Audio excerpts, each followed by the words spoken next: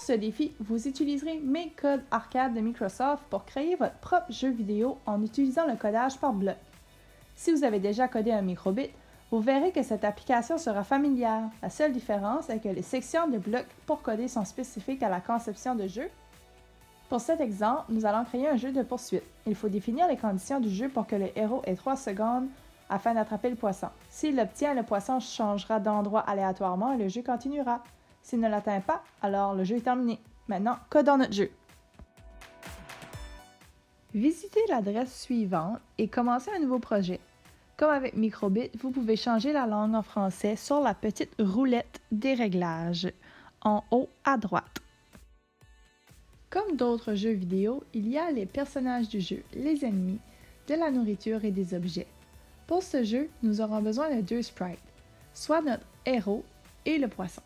Allez dans la section des sprites et faites glisser le premier bloc Set My Sprite to, qui veut dire définir, et attachez-le au bloc On Start, soit démarrage. Utilisez le menu déroulant pour renommer le sprite. Cela vous aidera plus tard dans votre codage. En cliquant sur le carré gris, nous pouvons décider notre propre sprite ou en choisir un dans la galerie.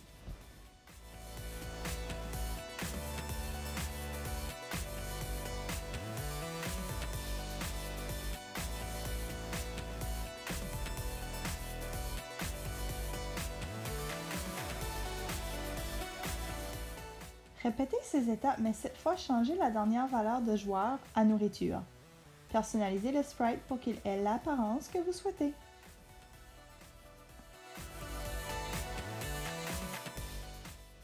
Vous pouvez utiliser différents blocs de codage pour définir de nombreuses conditions de votre jeu. Par exemple, dans la section Scène, vous pouvez définir une couleur ou une image de fond.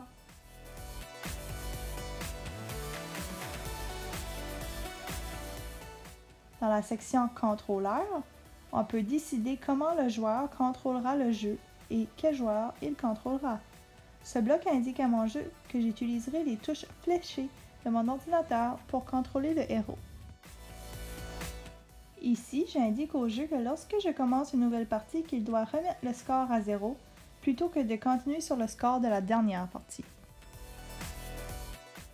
Il faut aussi coder les règles pour savoir ce qui doit se passer quand le héros touche le poisson. Dans le tiroir des sprites, faites défiler la page vers le bas et vous trouverez la section Superposition et insérez le premier bloc. Nous devons changer le dernier joueur pour que ce soit écrit Food. Cette règle indique au jeu que lorsque les 2 sprites se touchent, que le compte à rebours recommence et que le score augmente de 1.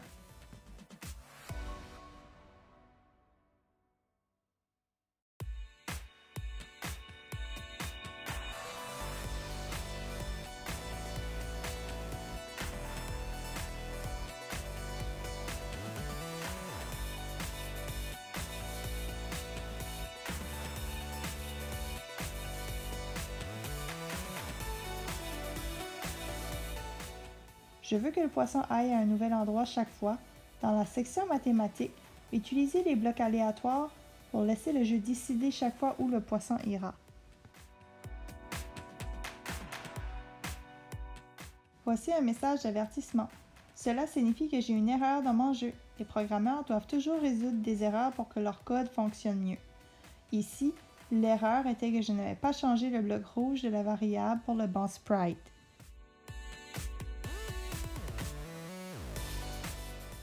Enfin, j'ai besoin que le jeu déplace le poisson à une position aléatoire après que le héros l'ait touché, pour que le jeu puisse continuer.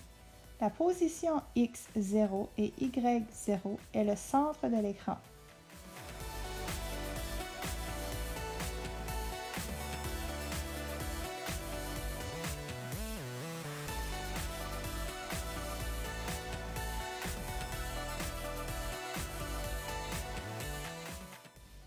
Vous pouvez créer de nombreux styles de jeux avec Make Code Arcade.